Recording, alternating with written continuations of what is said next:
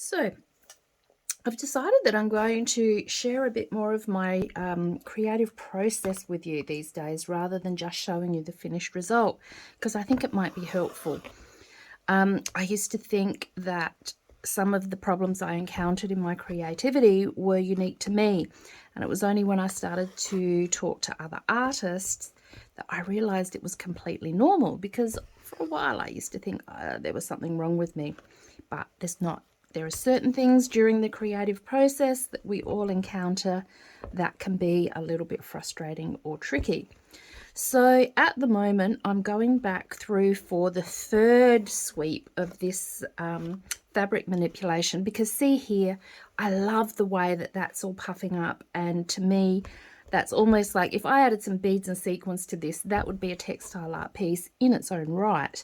But that's not what I'm making here today. What I'm making is a textured background, and then my focal point, my elements, are going to go on top of it. So although I love the look that I've got, what I'm doing now is going back, I'm taking more tiny little stitches to tack down and manipulate the fabric as I go, because it needs to be flatter. And while, again, as I said in the last video, I don't really know how this is all going to turn out, I'm feeling okay about it. So part of me's feeling really nervous and uneasy. It's like, have I just wasted the whole afternoon playing with this when it's just going to be too busy to use as a background?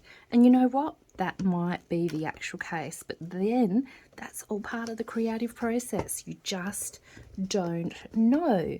So a little bit of trust and faith is required, I think, every time I stitch in a free-form artistic way, because I don't know how it's all going to end out.